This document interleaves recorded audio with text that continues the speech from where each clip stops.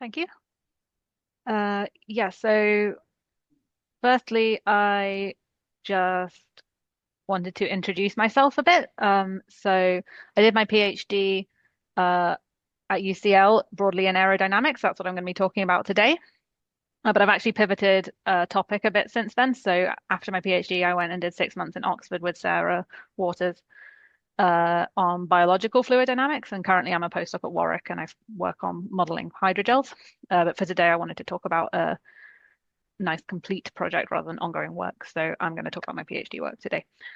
Um, so so my PhD was done in partnership with Aerotex UK, an engineering consultancy firm which specializes in aircraft icing. Aircraft icing is the accretion of ice on aircraft during flight. And as you can see in the pictures on the left, it can result in these big ice accretions that deform the aerodynamic shape, and in worst cases, that can cause fatal accidents. So there's broadly speaking two types of icing. There's what I'm calling traditional icing, um, which is the result of super cooled droplets from the atmosphere, and that's kind of the much better understood form and much better protected against form of icing. But more recently, there's been lots of interest in this second type of icing, which is ice crystal icing. So this is as a result of solid ice particles in the atmosphere. And when they impact on warmer aircraft surfaces, the sort of partial melting that occurs can also cause an adhesive effect. Um, and it's this second type that I'm going to be focusing on for this talk. Um, so Aerotex UK were looking to improve their models and simulations of ice crystal icing, and in particular, they were interested in the effect of the aircraft boundary layer on the ice particles. Uh, so a lot of the atmospheric ice particles of interest are super tiny, kind of micron size, um, and that means they can interact with the aircraft boundary layer. And generally, big CFD simulations don't resolve those kind of small scale effects in detail.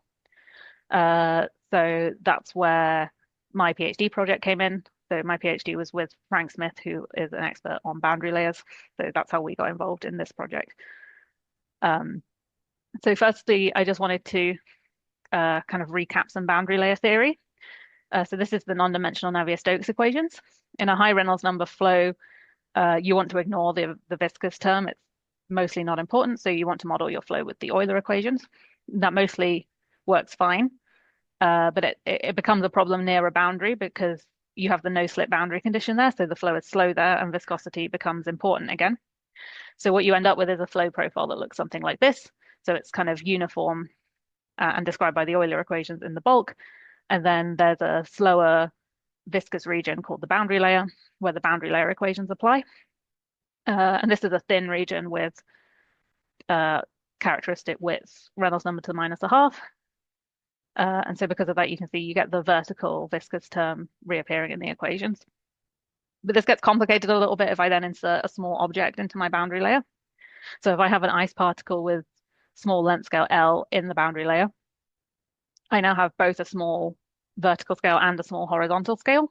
So the effect of that is uh, the inertial terms around the ice particle are kind of locally larger. So the result of that is my boundary layer gets kind of split into two regions. So there's the middle deck where I'm still in the boundary layer in the sense of the oncoming flow. So I still have oncoming shear in the flow. But because inertia is locally large, I can still treat the flow as inviscid here. And then there's the lower deck where the flow is viscous and it's got slightly different scalings than the normal boundary layer because the velocity is even slower down there. And I'm calling these decks because they're kind of equivalent to the three decks from triple deck theory. But just to be clear, triple deck theory kind of specifically refers to a specific value of L where you get like a non-hierarchical, non-linear interaction between the decks. So I'm not doing full triple deck theory at the moment. Um, so I'm going to focus on particles that are in this middle part of the boundary layer. So it will be inviscid, but still with oncoming shear flow. And I'm going to assume, therefore, that the ice particle has a width comparable to this boundary layer height. Okay, so governing equations. So I'm focusing on a 2D model. So this is my ice particle. It has a height h and an angle theta. These are both functions of time. So we're aiming to solve for the motion of the particle. Um, I'm going to treat the flow in the boundary layer as just a linear shear profile. I'm working in the particle rest frame, so that's why there's this plus b there. We're assuming the particle has some extra horizontal velocity. Um, so yeah, I'm modeling the flow as linear. A lot of these results can be reproduced for a more arbitrary profile, but it's more analytically simple if we focus on the linear case. So that's what I'm doing for this talk. So the underbody curve of the particle is given by this equation. So I'm allowing it to have an arbitrary underbody shape and then a height h and an angle theta. And then these are the governing equations. So this this epsilon here is because I've scaled time by sigma, which is the time scale of the ice particle motion. So we want to look on the time scale the ice particle moves on rather than the time scale of the flow. And then these are the body motion equations. So the main force on the body is the lift force from the pressure in the surrounding flow. And by balancing the forces in these equations, you can find the body motion timescale, and you get that this epsilon term in my equations is related to the density ratio between the fluid and the particle. So for an ice particle in air, that density ratio is very small, so I'm going to treat that as a small parameter, which you might have guessed because I called it epsilon. And that means I have quasi steady flow, so I can ignore those terms. Okay, so boundary conditions. So I have an oncoming uniform shear profile. There's then a short region called the Euler zone ahead of the particle. It's called the Euler zone because the Euler equations apply in that region, where the flow kind of splits into two. So this is a thin region just ahead of the particle where it splits into a sort of upper flow and a lower flow. And I'm not going to solve for the flow in that region, but because it's inviscid, I can just use Bernoulli's theorem to link the flow before the Euler region to the flow after the Euler region. So the flow then splits into two. So there's a flow above the ice particle, where by matching above, I can treat the pressure there as zero. There's the flow under the ice particle, which is what I'm kind of looking to find in order to calculate the forces on the ice particle. And then at the trailing edge of the ice particle, the two flows rejoin again. And I'm going to impose the cutter condition there. So that basically states that there shouldn't be any wake after the particle. It should smoothly reattach. And then I'm also imposing the kinematic boundary conditions on the ice particle and the on the aircraft surface as well. So these are my governing equations and boundary conditions. So vorticity is constant on streamlines in 2D inviscid flow. So because I know the vorticity is in these scalings dominated by the uy term, so I can deduce from my oncoming flow profile that my vorticity is constant everywhere. So that's what makes this formulation more straightforward. So because I know this uy is constant everywhere, I get this expression for my velocity.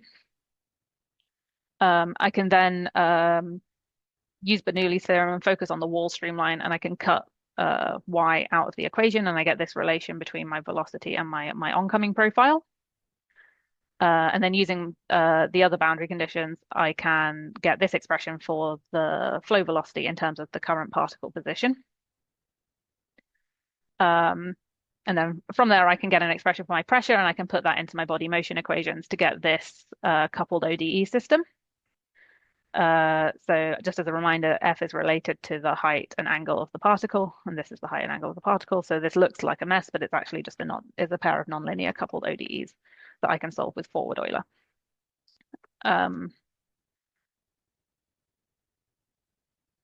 Okay, so we solve that with forward Euler, and we get lots of different solutions for the possible motions of the particle. So firstly, you can get collisions. So this is where the particle collides with the wall. And we can derive the speed at which it approaches the wall by a simple kind of scaling analysis. So assuming the height and angle evolve like time to the power n, just balancing the scales in these equations, you can find that n is 4/5. Because that means there's a large velocity as the particle approaches the wall. There's then a second time stage here.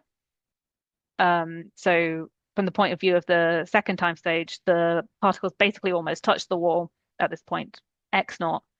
And then there's an inner region in the immediate vicinity of that point where all the pressures are much larger, basically, and that's the kind of dominant region driving the motion of the particle at that point.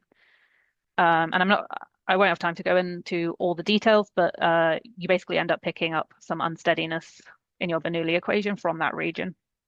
And you can show that in the end it will hit the wall with constant velocity.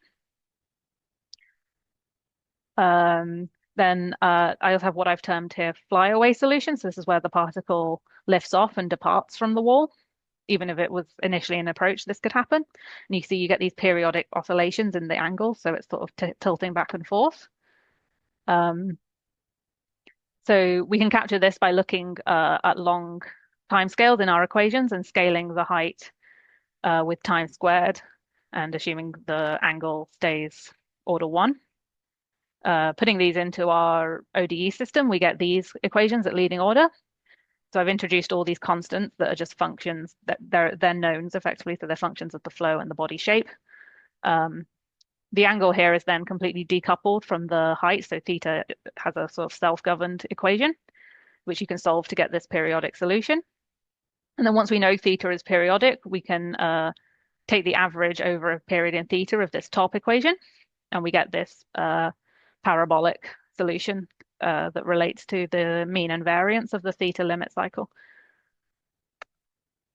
And then a final kind of solution I wanted to show was what I called bouncing or oscillatory solutions. So this is where the particle starts departing from the wall, it gets pretty high up, and then makes a return. And then once it gets near the surface again, it gets kicked off again, and it does this repeatedly, but it doesn't.